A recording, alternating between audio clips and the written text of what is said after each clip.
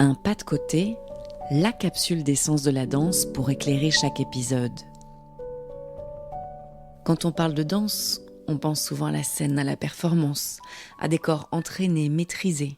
Pourtant, depuis plusieurs décennies, la danse est aussi inventée ailleurs, auprès de corps fragilisés, auprès de personnes malades, âgées ou temporairement empêchées. Ce pas de côté propose de revenir sur quelques repères historiques et internationaux pour comprendre comment la danse a peu à peu quitté les théâtres pour s'adresser à tous les corps, sans distinction. Une autre histoire de la danse, moins visible, mais essentielle.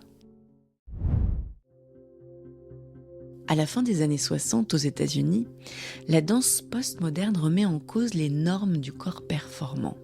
Des chorégraphes sortent des théâtres, refusent la virtuosité spectaculaire et s'intéressent au corps réel, aux gestes ordinaires, aux mouvements quotidiens. Parmi eux, Hannah Alpring. Dès cette période, elle fait entrer dans la danse des personnes âgées, des personnes malades, des corps blessés. Chez elle, le mouvement n'est plus évalué, il n'est pas corrigé, il est vécu. Dans les années 80, alors qu'Hannah Alpring traverse elle-même la maladie, elle développe des pratiques où la danse accompagne les corps fragilisés sans jamais se revendiquer comme thérapie. La danse ne promet pas de guérir, elle permet d'habiter autrement un corps vulnérable et de rester en relation avec soi et les autres. Cette distinction est fondamentale et structure encore aujourd'hui de nombreuses pratiques artistiques dans les contextes de soins.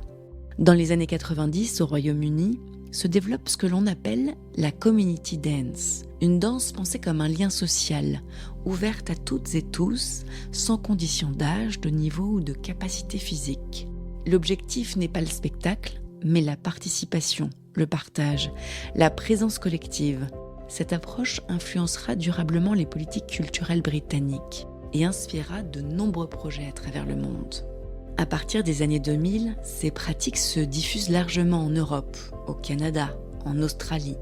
La danse investit alors les hôpitaux, les maisons de retraite, les centres de soins, les lieux sociaux.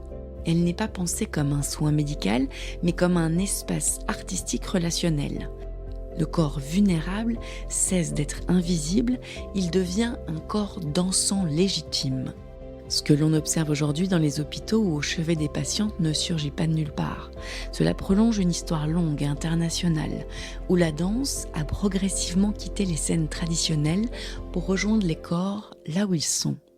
Une danse qui ne promet pas la guérison, mais qui affirme une chose essentielle, le mouvement appartient à tous les corps vivants. C'était un pas de côté. Si ce n'est pas encore fait, n'hésitez pas à vous abonner au podcast L'essence de la danse. Je vous dis à dimanche prochain pour un nouvel épisode.